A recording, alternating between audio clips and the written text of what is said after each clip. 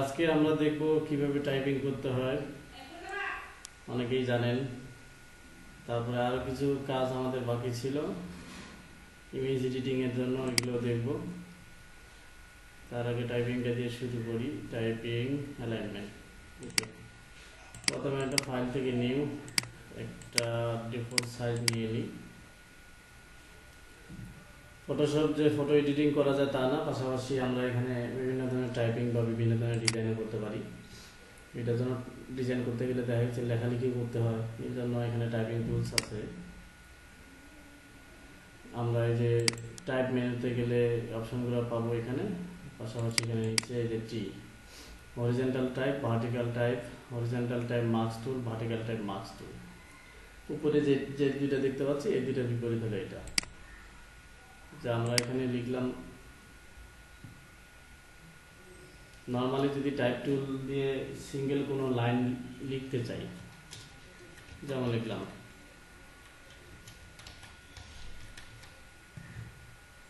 একটা লাইন লিখলাম। এখন যদি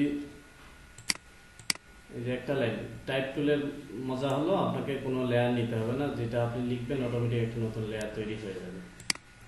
শুধু কালারটা চেঞ্জ করতে গেলে আবার টাইপ টুলে যাইতে হবে, তারপরে এখানে এই যে কালার অপশন পাবেন। এখানে কালার অপশন আছে টাইপ টুল থেকে। যখন টাইপ টুলে থাকবেন এখানে ফন্ট চেঞ্জ করতে পারবেন। ফন্ট বিভিন্ন ফন্টের বিভিন্ন স্টাইল হয়। দেখেন এটা এক ধরনের স্টাইল, এটা এক ধরনের স্টাইল।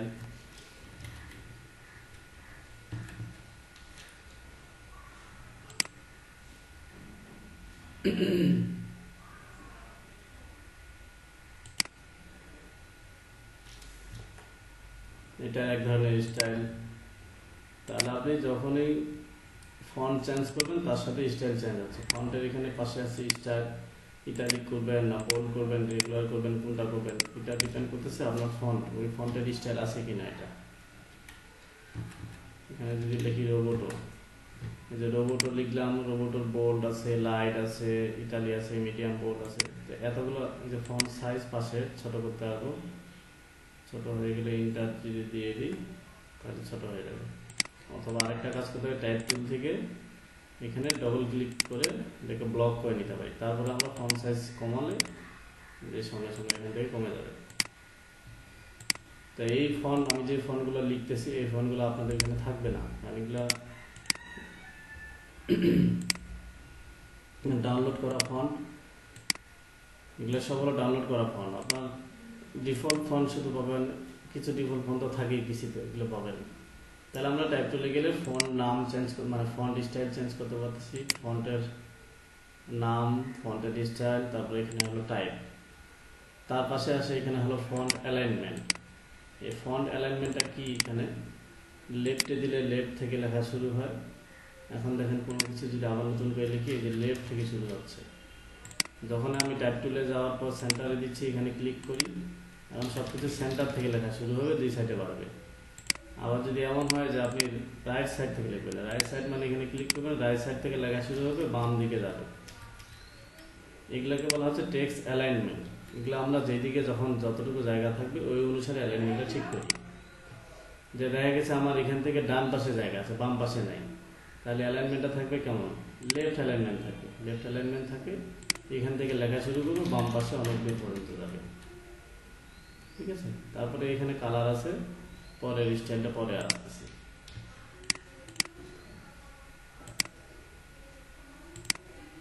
ফন্ট ডাউনলোড দেখায় দিয়েন, একসাথে অনেকগুলো কিভাবে ডাউনলোড করবো। আচ্ছা, ফন্ট দেখাই দিব, যেহেতু ফন্টের বিষয়গুলো আসলে অবশ্যই দেখাই দিব। ফন্ট আপনাদের দিয়েও দিব, তারপর ডাউনলোড দেখাই দিব, আজকেই দেখাবো। তাহলে এটা করতেছি হরিজন্টাল টাইপ। হরিজন্টাল টাইপ মানে নর্মালি আমরা সিঙ্গেল কোনো লাইন লিখতে গেলে এটাই ভাবে কাজ করি। আর ভার্টিক্যালে যদি যাই, নিচেরটা ভার্টিক্যাল টাইপ মানে উপর থেকে নিচে লিখবে বা নিচ থেকে উপরে, এই যে লাইন। যে আমি লিখলাম, কোথায় গেল, নিচে। তাহলে একটা হলো উপর থেকে নিচে লিখতেছে, আর একটা হলো লেফট রাইট। যেটা হলো লেফট থেকে রাইট লিখতেছে এটা হরিজন্টাল, উপর নিচেটা হলো ভার্টিক্যাল। এই দুইটা হলো প্রথম, এই দুইটাই আমাদের লাগে, প্রথমটাই লাগে বেশি। তো আমরা সিঙ্গেল লাইন লিখতে গেলে নর্মালি ক্লিক করে আমরা যেমন লিখতেছি আবার যখন অনেকগুলো লেখা লিখতে হবে, আমরা একটা সাইট ব্যবহার করব দামি টেক্সট ইউজ করার জন্য, সেটা হলো লরেন ইপসাম। এটা অনেকেই হয়তো জানে থাকবেন, না জানলে আজকেও জানবেন। এটা একটা সাইট যেখান থেকে আমরা ফ্রি টেক্সট ইউজ করতে পারি। এখন দেখা গেছে আপনাকে এক পেজ লিখতে দেওয়া হলো, কিন্তু অতগুলো আপনার ইনফরমেশন নাই। এগুলো এখান থেকে হলো ফ্রি টেক্সট ইনফরমেশন আমরা নিয়ে ইউজ করতে পারি। কপি করলাম টেক্সটটা, এটা libsum.com। তাহলে এখন কি, এখানে অনেকগুলো লেখা, মানে একটা প্যারাগ্রাফ। যখনই অনেকগুলো টেক্সট হবে তখনই কি করতে হবে, টাইপ টুল থেকে এখানে মাউস ধরে ড্র্যাগ করতে হবে। ড্র্যাগ করে এই যে একটা নির্দিষ্ট এরিয়া দেখাই দিতে হবে, যে আমি এতটুকু এরিয়ার মধ্যে লিখতে যাচ্ছি। এই এরিয়াটা যখন দেখাই দিব, তারপর আপনি টেক্সটগুলো কি করবেন, কন্ট্রোল ভি মানে পেস্ট করলাম। টেক্সট সাইজ অনেক বড়, যার কারণে বাইরে চলে গেছে। কন্ট্রোল এ দিয়ে পুরোটাই সিলেক্ট করলাম। এখানে ফন্ট সাইজ করে দিলাম 24, 12 ছোট করে দিই 12। এখন সবগুলো বড় হতে আসতেছে, এখানে একটা কারণ আছে। আচ্ছা, কালার যদি আমরা চাই আরো চেঞ্জ করতে পারবো, এই যে কালার চেঞ্জ। এখন দেখেন প্যারাগ্রাফ যখন লিখবো তখন এইভাবেই লিখতে হবে। জায়গাটা বড় হয়ে গেলে এখন ছোট করে দিতে হবে, বা লেখা আরো থাকলে জায়গাটা বড় করে দিতে হবে। লেখাগুলো কেন বড় হতে হইল, এই জন্য উইন্ডো থেকে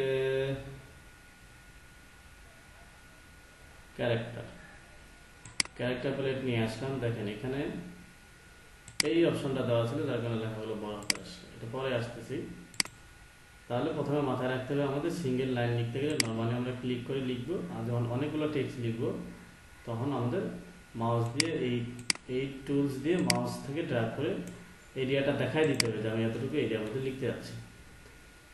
টেক্সটটাকে আমরা দুইভাবে সিলেকশন করতে পারি। এগুলো টাইপ টুল থেকে এখানে এসে পুরোটাকে কন্ট্রোল এ দিয়ে সিলেকশন করতে পারি। আরেকটা করা যায়, এই যে টি ডান পাশে যে লেয়ারটা টি দেখা যাচ্ছে, এখানে ডবল ক্লিক করলে এটা লেখাটা সিলেক্ট হয়ে যাবে, পাশাপাশি অপশনগুলো চলে আসবে। এই যে অ্যালাইনমেন্টটা দেখালাম, এই যে লেফট রাইটে যদি দিয়ে দিই, তাহলে এই যে রাইট সাইড থেকে এগুলো শুরু হবে। সেন্টার দিলে এই যে সেন্টার থেকে শুরু হবে। এই হলো টেক্সট অ্যালাইনমেন্ট। টেক্সট অ্যালাইনমেন্ট অনেক ইম্পর্টেন্ট, এটা আমাদের সামনে আসবে কাজে। এই হলো দুইটা টুল। পরেরটা হলো টাইপ হরিজন্টাল মার্কস টুল। আমরা গত ক্লাসে দেখছিলাম মার্কসের কাজ কি। মার্কস হলো কোনো বিষয়ে কোনো একটা অবজেক্টের উপর কি মুখোশ আকারে থাকতেছে, এটাকেই সাধারণত আমরা মার্কস হিসেবে চিনি। তো এখন এটাও যেহেতু মার্কস নাম, তাহলে অবশ্যই ওই ধরনের কিছু হবে। তাহলে আমরা একটা ছবি ওপেন করি। এই ছবিটা ফটোশপে ওপেন করলাম, টেনে নিয়ে আসে ওই যে উপরে পাতাতে ছেড়ে দিলাম, লক আছে আনলক করলাম। এখন যদি এখানে হরিজন্টাল টাইপ মার্কস টুল, হরিজন্টাল ভার্টিক্যাল তো ক্লিয়ার, একটা হলো ডান বাম আর একটা হলো উপর নিচ। ভার্টিক্যালটা হলো উপর থেকে নিচ, মানে খারাপভাবে থাকবে। তাহলে এখন এখানে হরিজন্টাল টাইপ মার্কস টুল, এখানে ক্লিক করলাম, লেফট অ্যালাইনমেন্ট দিছি, ফন্ট সাইজ হাইট দিলাম বা আরো বড় করে দেন, যেহেতু ইমেজটা আমাদের বড়, এটা ইমেজের উপর ডিপেন্ড করছে। আমি এখানে 150 পিটি মানে 150 ফন্ট সাইজ দিলাম। এখানে একটা ফন্ট সিলেক্ট করতেছি, যে ফন্টটা একটু বোল্ড লিখবে। তাহলে ইম্প্যাক্ট দিলাম। ইম্প্যাক্ট ফন্টটা একটু বোল্ড হয়, আপনার কিছুতে না থাকতে পারে, আপনি অন্য কোনো যেগুলো বোল্ড এই মুহূর্তে আছে এগুলো ইউজ করতে পারেন। ডাউনলোড যখন দেখা দিব তখন আপনারা এগুলো ইউজ করতে পারবেন। এখানে যদি লিখি दूसरा soft with SDF training program. এখন টেক্সটটা আমার কন্ট্রোল এ দিয়ে সিলেক্ট করলাম। আমি চাচ্ছি অ্যালাইনটা সেন্টার করবো, যেন দেখতে ভালো লাগে। অ্যালাইনটা সেন্টার হলে কিন্তু লেখাগুলো সাইডে গেছে। এই কার্সরটা বাইরে রাখলে মুভ টুলে অটোমেটিক যাবে, মিডিলে নিয়ে আসলাম। মুভ টুলে ক্লিক করিনি, কিন্তু আমার টাইপ টুলেই আছে। যখন আপনি এই কার্সরের মানে এই লেখার বাইরে আপনি কার্সরটা নেবেন, তখন এই যে মুভ টুলের মতো অপশন আসবে, আপনি সিলেকশন করে নিতে পারবেন, জায়গাটা পজিশনটা ঠিক করে নিতে পারবেন। এখন এটা কন্ট্রোল দিয়ে দিলাম, ফন্ট আরেকটু বড় করে নিলাম, যে চাকা দিয়ে উপরের দিকে স্ক্রল করতেছি 170। যখন হয়ে যাবে, ফাইনালি হয়ে গেলে ওকে করবেন, তাহলে এই ধরনের সিলেকশন চলে আসছে। এটা রাইট বাটন, আচ্ছা রাইট বাটন কাজ হবে না। এটা যেটা করতে পারি, কন্ট্রোল জে, কন্ট্রোল জে দিলে কি হয়, ডুপ্লিকেট হয়। যেই লেখাগুলো এই মুহূর্তে সিলেকশন আছে কন্ট্রোল জে দিলে এগুলো ডুপ্লিকেট হয়ে গেল, মানে এটা আরেকটা লেয়ার কপি হয়ে গেল। এই যে দেখেন, আবার দেখাবো এটা।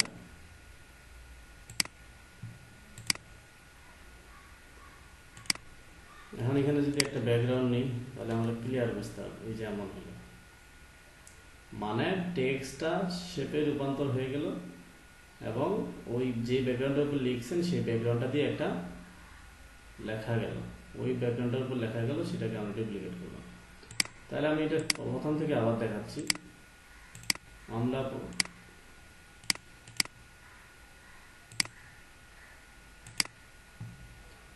আমরা কি করব, প্রথমত একটা ইমেজ নিব, ফাইল থেকে ওপেন করতে পারেন অথবা টেনে আনিয়ে ছেড়ে দিতে পারেন। লক থাকলে আনলক করে দেন। এখানে লিখবো, কোনটা দিয়ে লিখবো, হরিজন্টাল টাইপ মার্কস টুল। তারপরে এখানে অ্যালাইনটা সেন্টার আছে, সেন্টার থেকে দুই সাইডে লিখবো।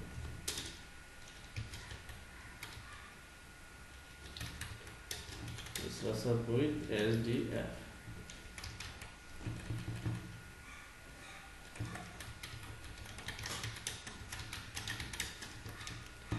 যতটা জায়গা নেয় না, আর একটু নিচে দিব।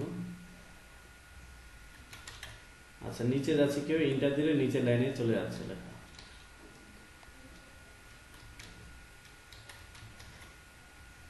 এক টাইম হবে না, দুই টাইম হবে। আচ্ছা, হইল।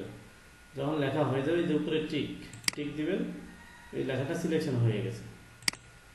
তারপরে কি করতে পারেন, কন্ট্রোল জে দিবেন, তাহলেই দেখবেন আপনার ওই লেখাটা কি হয়ে গেছে। ওই লেখাটা এখানে ইমেজটার কালারটা হয়ে গেছে। এই ইমেজটাতে যদি আমরা এই ফিল্টার ব্লার ব্লার থেকে ব্লারটা কমাই দিই,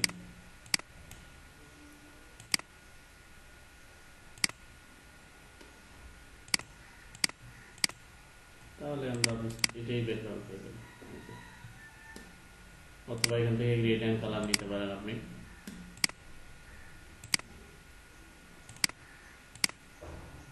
টাইগারের কালারটাই দিই।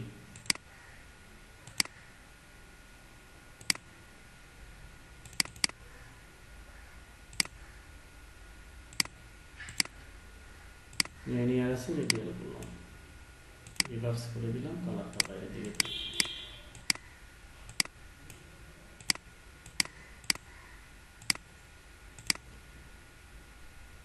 এই হলো টাইপ টুলের হরিজন্টাল টাইপ মার্কস টুল। আমি টাইপ গ্রেডিয়েন্ট কালারের জন্য এই যে এখানে লেয়ার স্টাইল আছে, যেটা গতকালকে দেখছিলাম, লেয়ার মার্কস, তার ডান পাশেরটা।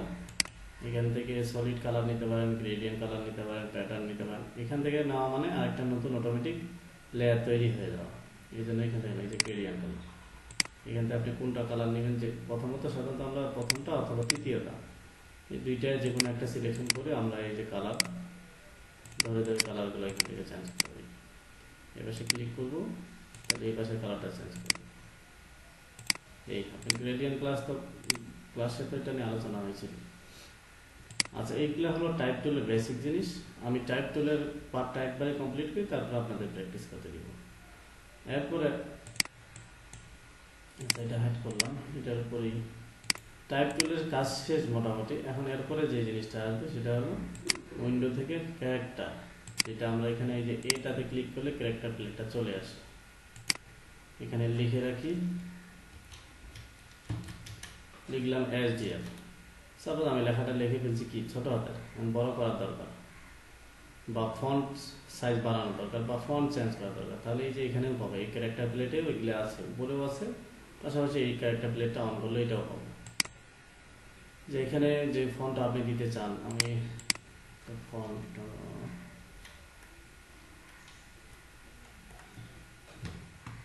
এই যে মন একটা ফন্ট, এখানে ফন্ট, তারপরে আসছে ফন্টের স্টাইল, একটা হলো বোল্ড আর একটা হলো লাইট, এটা হলো স্টাইলটা। তারপরে সাইজ, তারপরে আসে এখানে কি, এখানে তিনটা জিনিস ইম্পর্টেন্ট। এখানে একটা হলো লিডিং, তারপরটা হলো কার্ভিং, তারপরটা হলো ট্র্যাকিং।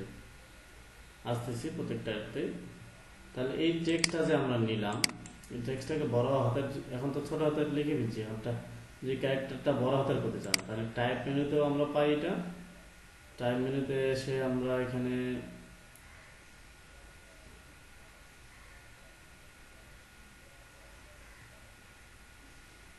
ওরিয়েন্টেশন এখানে দেখি না, এখানে আছে আমাদের এই যে দুইটা টি যেখানে দেখা যাচ্ছে, এটাতে হলো বড় হাতের, মানে ছোট হাতে যদি কোনো লেখা লিখে ফেলেন তাহলে এটা দিয়ে বড় হাতের করা যাবে। তারপরে এটা দিয়ে কি বোল্ড, মানে যদি লেখাটা বোল্ড না থাকে এটা দিয়ে বোল্ড করতে পারবেন। পরেরটা দিয়ে ইটালি করতে পারবেন, মানে বাঁকা হবে। তারপরটা হলো ছোট হাতের লেখা থাকলে বড় হাতের হবে। তারপরটা আছে এখানে স্মল ক্যাপ, পুরোটা একটা স্মল ক্যাপ হবে। তারপরে হলো সুপার স্ক্রিপ্ট, সাব স্ক্রিপ্ট, যারা ওয়ার্ডে কাজ করছেন তারা এটা জানে, এমএস ওয়ার্ডে এটা আপনাদের শেখায়। তারপর আমি দেখাই দিই এ প্লাস বি টু, এই টুটাকে যদি উপরে দিতে চান তাহলে যে সুপার স্ক্রিপ্ট করতে হয়, আবার টুটাকে যদি নিচে দিতে চান তাহলে সাব স্ক্রিপ্ট করতে হয়। ম্যাথমেটিক্যাল টার্মস লিখতে গেলে এই জিনিসগুলো আমাদের লাগে। তাহলে এসডিএফটার আমার এই লেয়ার, এই এসডিএফটাকে যদি এখন কালার চেঞ্জ করতে চাই এখান থেকেও কালার চেঞ্জ করার অপশন আছে এখানে। তারপর আন্ডারলাইন দিতে পারেন, তারপরে এখানে কি কেটেও দিতে পারেন, কেটে দেওয়ার একটা অপশন যেটাকে বলে যে স্ট্রিক থ্রো না কি জানি, এটাই। এই গেল তিনটা। তাহলে আমি এখানে কয়েকটা জিনিস বাদ দিয়েছি, লিডিং, কার্নিং, ট্র্যাকিং। এই জিনিসটা খুবই ইম্পর্টেন্ট আমাদের ডিজাইনের কাজের ক্ষেত্রে, যখন আমরা কোনো ধরনের ডিজাইন এখানে করব, ফ্লায়ার ডিজাইন বা বিজনেস কার্ড ডিজাইন, অন্য টাইপের কোনো ডিজাইন যদি করতে চাই, তাই লিডিংটা কি। আমি এখন বড় হাতের লেখা যাচ্ছে, আমি কিবোর্ড থেকে ক্যাশ লক অন আছে, এই দুসরা সব লেখাটা লেখার পরে আমি ক্যারেক্টার প্লেটে গেলাম, লিডিং, লিডিং দিলাম 72। লিডিং দিয়ে এখানে কাজ করবে না, লিডিং দিয়ে কাজ করতে গেলে আমাদের 2 বা তার অধিক লাইন টেক্সট লাগবে। যখন 2 বা ততোধিক লাইন লিখব, এই লেখাগুলোর মধ্যে লাইনের মধ্যে স্পেস তৈরি করার জন্য লিডিংটা ব্যবহার করবে। দেখেন টাইপ টুল দিয়ে এরিয়াটা দেখাই দিলাম, কন্ট্রোল বি, কন্ট্রোল এ দিয়ে সিলেক্ট করলাম, এখানে সাইজ দিয়ে 14, আচ্ছা 14 অনেক ছোট হয়ে গেলে 24 দিলাম। এরিয়াটা অনেক বড় নিচ্ছি তো রাখি না, আমরা লেফট অ্যালাইনমেন্ট করে রাখি। ক্যারেক্টার প্লেট দিয়ে এখানে এই যে লিডিং, লিডিংটা থাকে মূলত অটো। লিডিংটা কি জিনিস আমি একটু ছোট করি, আপনাদের খাতা কলম থাকলে এগুলো লিখে রাখবেন, এগুলো আপনাদের পরীক্ষাও আসবে। ফন্টটা আমি চেঞ্জ করি,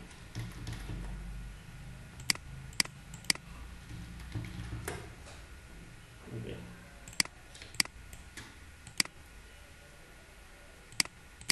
আচ্ছা কে জানি জয়েন করতে যাচ্ছিল,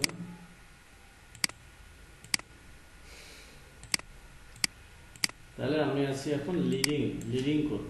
লিডিং করব মানে এই টেক্সটটাকে সিলেকশন করি, সিলেকশন ছাড়া কোনো টেক্সট কাজ করবে না। সিলেক্ট করে নেওয়ার পর যদি ক্যারেক্টার প্লেট থেকে লিডিং করি, লিডিং মানে প্রত্যেকটা লাইনের মধ্যে দূরত্ব তৈরি করা। এই যে এখানে অটো আছে, তারপরে 6 মানে একবার ছোট, মাউস দেহের চাকা ঘোরান, এই যে বাড়তে আছে, এবার যত বেশি বাড়াবেন তত বেশি কি হবে, লিডিং হবে। লিডিং মানে কি, দুইটা লাইনের মধ্যে স্পেস তৈরি করাটাই হলো লিডিং করা হচ্ছে এখানে।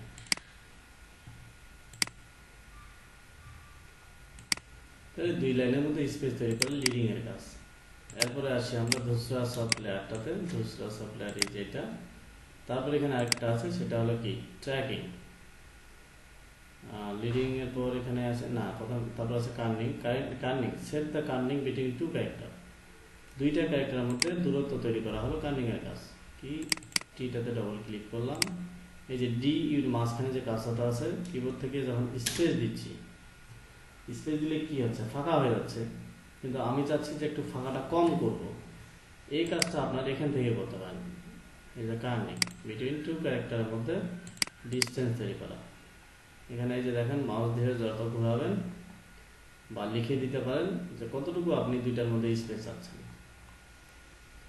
দেখেন আমার কাছাকাছি লাগাও দেওয়া যায়, যে লাগাই দিলেও এটা একটা স্টাইল হয়ে গেল।